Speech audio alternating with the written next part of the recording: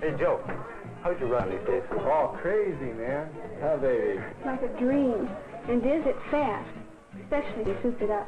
What'd you do to hop it up, anyway, Joe? Old man says I can quit school. Yeah, but who wants to work in a smelly old laundry? Well, it's better than... Will you? It doesn't matter how he makes it, just as long as he gets a buck. That's what I always say. Bob told me he was going to give me a job driving a delivery truck now. Raising pay. Crazy. Yeah. Hey, I can go up to the gas station and buy gas from you now. Yeah, but, well, I don't work at the gas station anymore. But I got a better job, all lined up now, all set up. Having a baby. You bet he has. Joe Conklin is one. Mike here is another. High school dropouts, boys in men's jobs. Not good jobs, of course, but jobs with paychecks that can buy an old jalopy or pay for its gas, or cover the tab on a big Saturday night.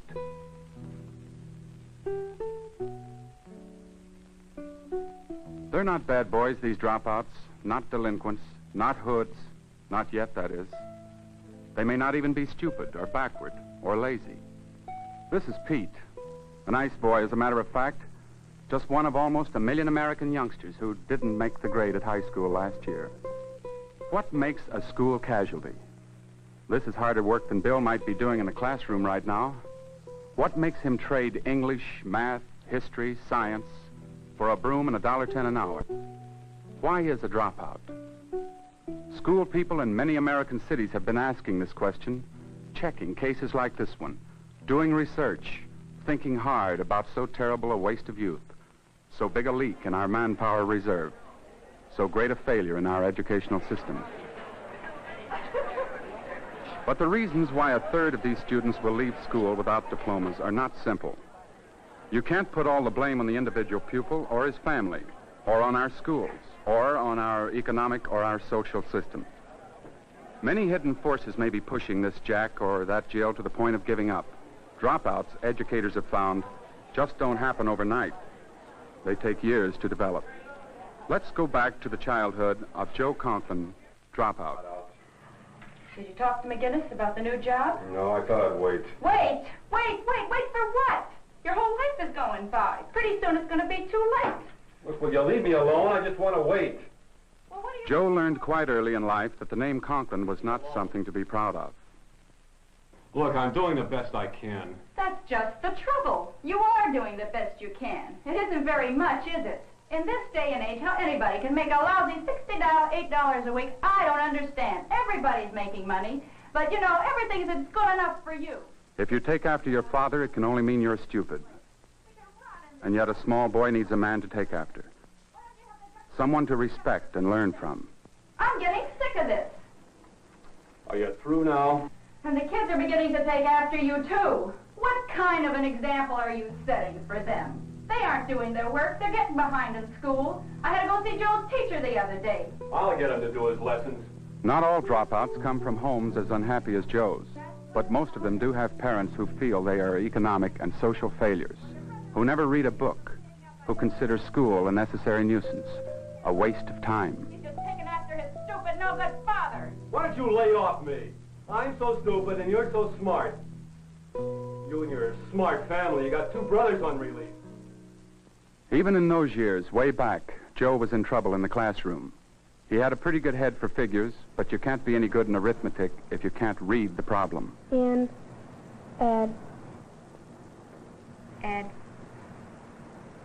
Addition.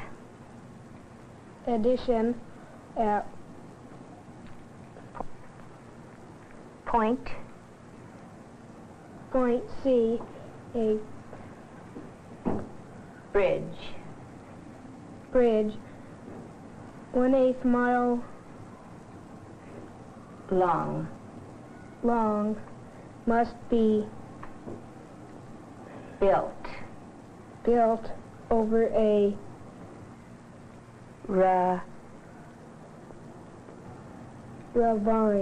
ravine.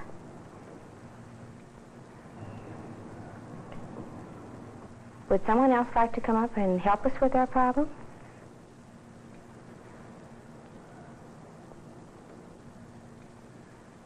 teacher with 45 youngsters to handle just isn't able to spend enough time on a 5th grade boy who can't read. In addition, at Point C, a bridge 1/8 of a mile long must be built over a ravine. The extra charge estimated by the subcontractor is $8,000. So by the age of 10, Joe was already starting to become a failure in terms of the school situation. He didn't like the kids who showed him up so easily. He didn't like teachers who seemed bent on making a fool of him. Not all his classmates were bright, but if they could read, they could get along.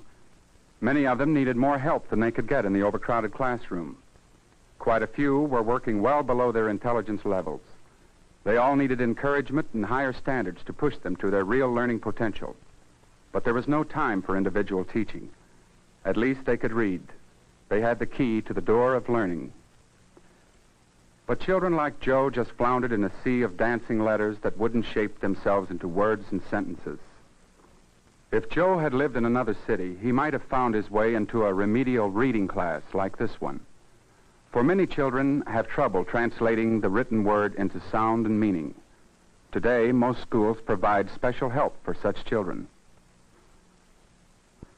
Most of us caught the knack of learning to read early and easily. We never think of reading as a complicated function of eye, ear, speech organs, brain, memory, and motivation.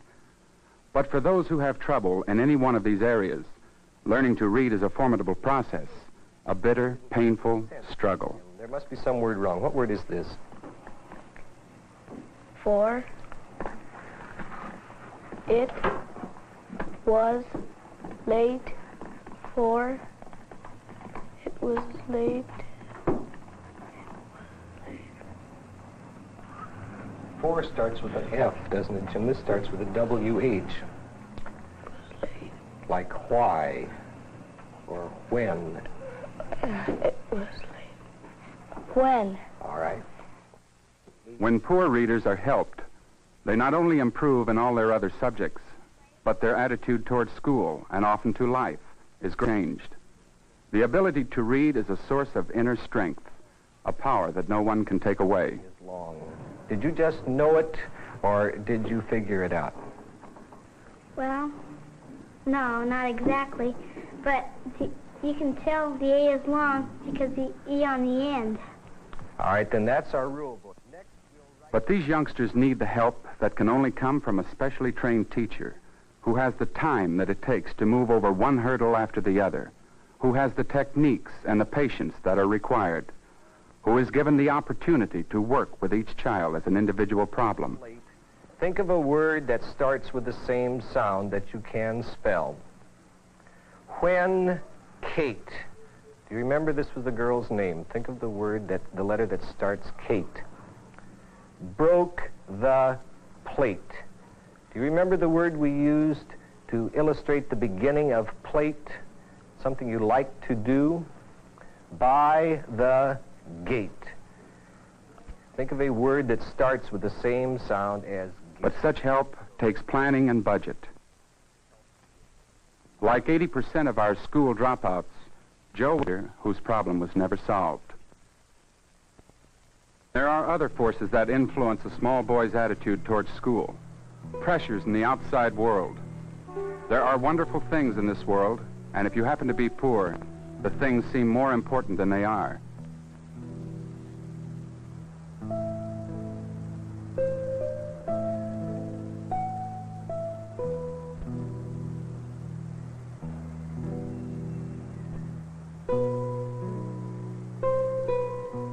A small boy is not unaware of our pressures to have, to get, to own things.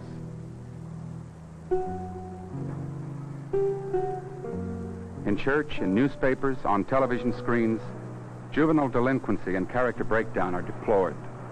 But on the street, in every town, we are hawking the tawdry wares of a spurious paradise. And no one is selling patience, hard work, higher values, let alone forbearance. But look, it's on sale, half price. You can't afford not to at least look at it. Well, all right. Let's go in.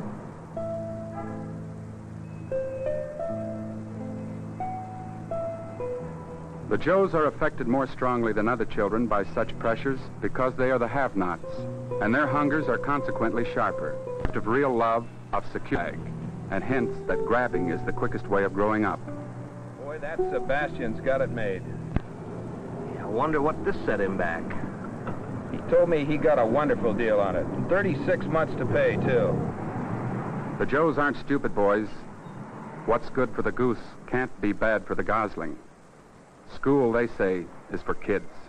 By the time Joe was 15, he was being kept in school by law. School to him was a battlefield, the scene of 100 lost campaigns. Was it any wonder he hated it, even then? He had no real friends, no interests in common with the youngsters who were winning their individual battles. He had no one to turn him around and guide him through the maze of his own confusion. Joe was alone and chose to spend much of his time alone. Hooky, we used to call it. Joe and his friends call it goofing off.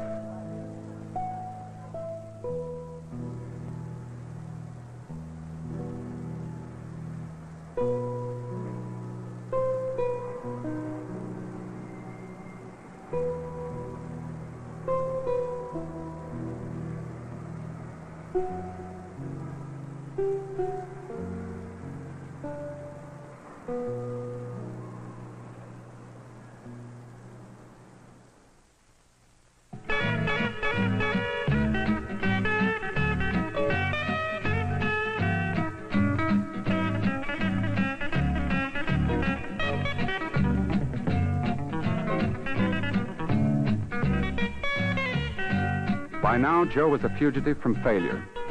It's not really fun, but at least you're out of prison, away from nagging parents, away from disappointed teachers splattering you with a steady stream of D's and F's. Who cares? Why worry about teachers? Life is short.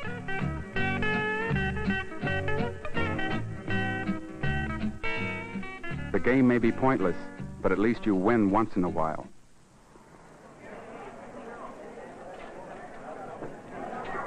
Some potential dropouts find a lifeline thrown to them by chance. Danny Knox was a contemporary of Joe, and like him, a youngster grade with no real links between him and school. He wasn't doing well in class, and he had no real reason for trying any harder. He, too, hated the whole setup.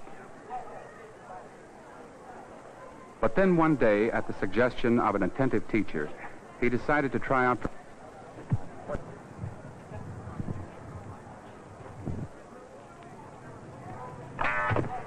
Danny, that's a pretty good try. As I told you earlier, we just put you in here for experiments, see how much spring you had. And there's probably nothing wrong with your spring. However, from watching you out here in the warm-up, I'm sure that you have better leg speed, and we probably should get you in the sprints. Before you go up today, we'd like to try you in a 100-yard dash. Okay.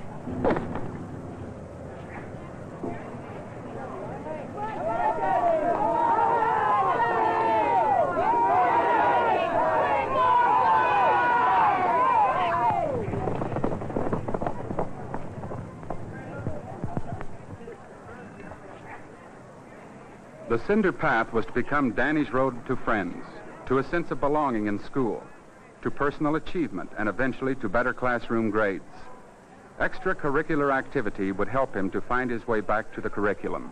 Danny, the thing that I'm really enthused about is you running here with all these sprinters, men in the 100 and 220 men, and men off our sprint relay team here. And you ran third place in that. That's a real surprise. And your time is 10:07. Nice job. And I realize you're new out here for track, but you find 10:07 is pretty remarkable for a new boy out here in his first time trial.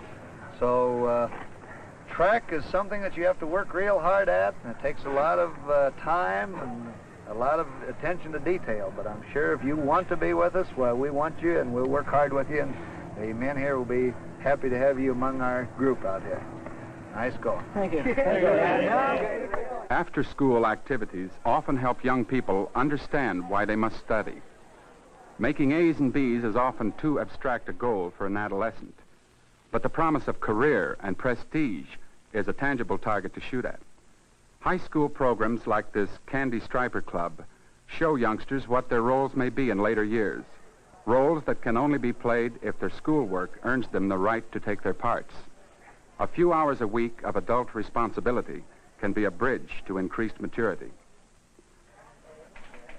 Today, most high schools have specialists who watch over the academic careers of the students. School counseling, still grossly understaffed in most of our communities, is the best antidote to underachievement, the strongest deterrent to dropouts. The school counselor is trained to watch for danger signs and to help in an emergency. He sees the students as persons with individual problems. No, pretty good. I was a little bit disturbed when I received this 6 weeks grade report. I thought you were going to pick up in English a little bit. What else to me? Pointless? Well, I think I'm going to quit school at the end of the semester. What seems to be the trouble? Oh, everything in general, I guess. Isn't your boyfriend graduating this semester? Yes, he might get a scholarship to state. Does this have something to do with your decision? Yes, but the main reason is my parents. Well, what seems to be the difficulty? I just want a little freedom. They just treat me like a child. I'm just tired of it. Everything I do, everything I say. My mother has to even come with me when I buy my clothes. Just seems like she doesn't even trust me. They tell me who I can go out with, what time I have to be in. I have to bring my friends to the house before I can go out with them or anything. It's just terrible. I feel like I'm in prison. Have you talked this over with Bob? Yes, I have. He isn't pushing me at all. Of course, he doesn't want me to quit. Well, what are you going to do? I'll get a job, any kind of a job. What could you do? Oh, I could get a job in the department store or a waitress, anything. Is that really the kind of job you want? Well, no, I'd like to be a secretary, but I realize that takes education and a high school diploma. Do you think you could make enough at these jobs to live as you are now? I think I could manage. Really? Of course you couldn't. You're really after independence. But I wonder if this is the way to go about it. You might wind up with less freedom than you have now. If you stay in school a little while longer, you'll be on the road to real independence. If it only means getting the kind of job you want. You know, I know you could get along with your parents if you really wanted to. Why don't you think it over a little while longer? Well, I don't think there's anything to think about it. I've made up my mind, and I don't like school, and I want to drop out. Like Joe, Linda is anxious to grow up. Now, not later. She feels that leaving school means leaving humiliation and childhood behind. The counselor who understands adolescents and respects them can very often help them to change their minds. But Joe reached the beginning of his 11th year in the school system without counseling, without any real ties to fellow students, without motivation for the hard work of overcoming his scholastic handicaps. That first day of the 11th grade was the day Joe Conklin went out into the world, dropped out into the world by the back door. Even then, he wasn't sure he was doing the right thing. Even youngsters who hate school have strong feelings holding them to the pattern of our system. He wasn't breaking any law now, but he felt as though he were. For few 16-year-old boys are men. They still need the companionship of other 16-year-olds. They still need supervision and protection. The grown-ups' world is frightening and challenging, even when it is attractive.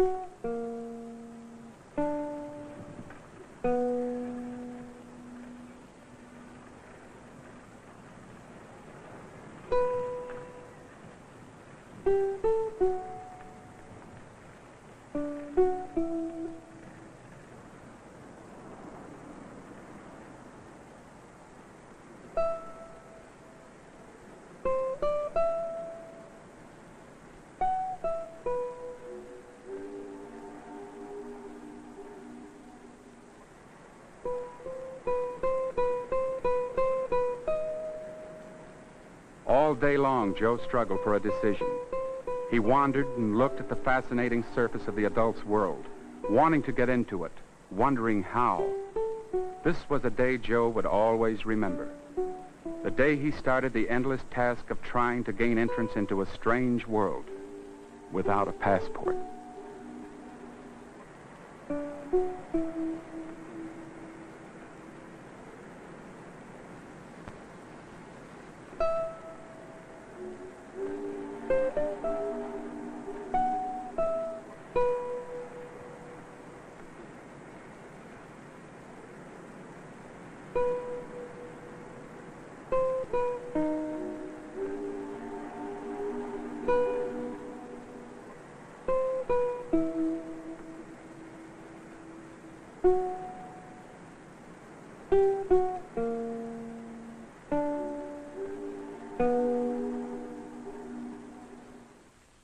Most schools in America today are trying to keep their Joes from dropping out. All surveys prove that without high school diplomas, the children of the age of automation are virtually doomed to a miserable life.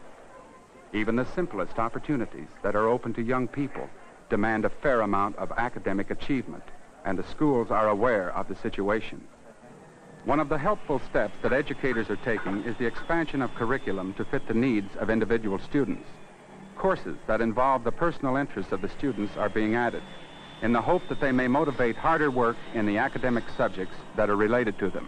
All right, that 60,000's over. That's good enough. Finish your cut. Go ahead and start your machine.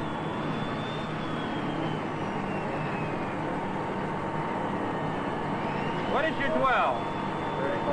35. And even if they fail to improve scholastically, many of them are gaining skills and self-confidence that will help them in the adult world. Some schools have organized programs of work experience education and have added a new specialist to the high school faculty. This man arranges part-time jobs for students who might otherwise become dropouts. He contacts local businessmen who can offer employment under approved conditions. But he is an educator, not an employment agent. If the student cannot learn on the job, it is not acceptable. He found this building operation, for instance. The electrical contractor was willing to take on a junior apprentice with the idea of breaking him into the craft while he finished his schoolwork. Gus works 4 hours a day at tasks that are constantly showing him why he must learn math, a subject that almost caused him to flunk out. Now that he deals with numbers and fractions in his calculations, the math doesn't seem so mysterious.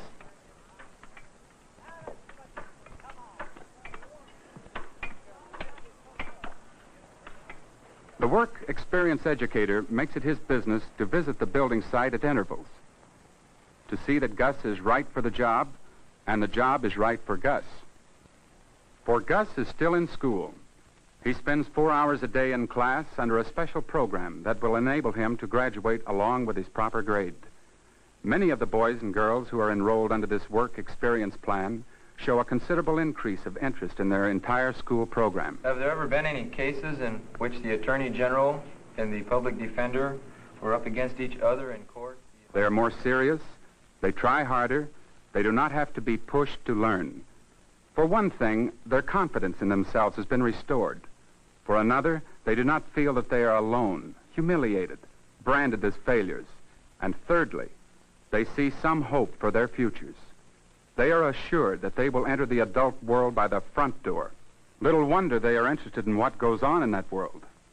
But the 4-4 plan, as it is called, does not operate impersonally. The progress of the students is constantly checked by supervisor and counselor. And we finally found him a job with Mr. Caleras, an electrical contractor. How is he doing in the classroom now, by the way? Very good. His grades are coming up. I talked to his instructor, and he's getting along better with the other students and himself as well. He's beginning to learn the practical value of what he's learning here. You've talked with his parents? I talked to his parents just last week, and they're delighted with the change of attitude. And, of course, I'm very happy because this means he'll be able to graduate from school. Our Joe got a job when he left school a year ago. Then he got a car, souped it up, found himself a girl. Now at 17, he's lost that job and 2 others. The unskilled worker is the last to be hired and the first to be fired. Every new machine, every business recession ends his employment once again. And so Joe will go on searching for jobs, seeking the way in, driving to nowhere. When did he lose his way? Would someone like to volunteer to help us with this? Why don't you do something about it? Are you through now? Over a ravine. Doesn't matter how you get it, just as long as you get the buck. That's what I always say. For Joe and thousands like him, there are no counselors, no remedial reading classes. No help at school or at home, no help from community agencies. And remember, almost 1 million Joes a year drop out of school and are lost. Lost to their time, lost themselves. For a little while, Joe still has a chance. If his community, his school, his neighbors want to help, if he himself wants to be helped, he can still turn back and rediscover what he has given up, the chance to learn. If he doesn't, his search will be endless. There is no short.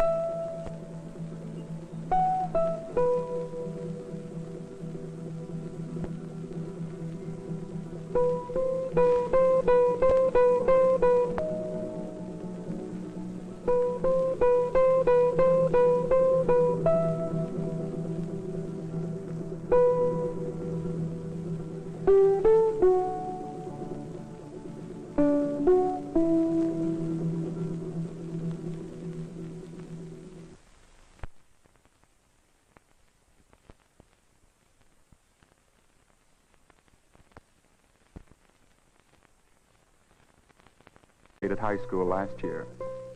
What makes a school casualty? This is harder work than Bill might be doing in a classroom right now. What makes him trade English, math, history, science for a broom and $1.10 an hour? Why is a dropout? School people in many American cities have been asking this question, checking cases like this one, doing research, thinking hard about so terrible a waste of youth, so big a leak in our manpower reserve, so great a failure in our educational system. But the reasons why 1/3 of these students will leave school without diplomas are not simple. You can't put all the blame on the individual pupil or his family, or on our schools, or on our economic or our social system. Many hidden forces may be pushing this Jack or that Jill to the point of giving up. Dropouts, educators have found, just don't happen overnight. They take years to develop. Let's go back to the childhood of Joe Conklin, dropout.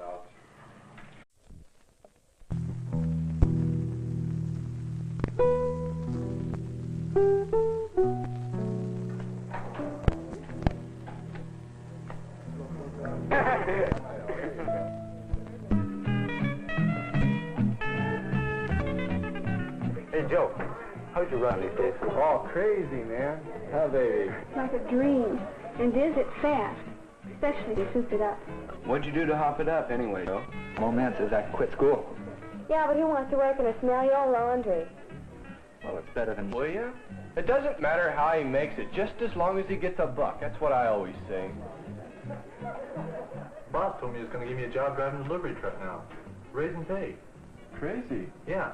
Hey, I can go up to the gas station and buy gas from you now. Yeah, but, well, I don't work at the gas station anymore. But I got a better job all lined up now, all set up. Having a baby. You bet he has. Joe Conklin is one. Mike here is another. High school dropouts, boys in men's jobs. Not good jobs, of course, but jobs with paychecks that can buy an old jalopy or pay for its gas, or cover the tab on a big Saturday night.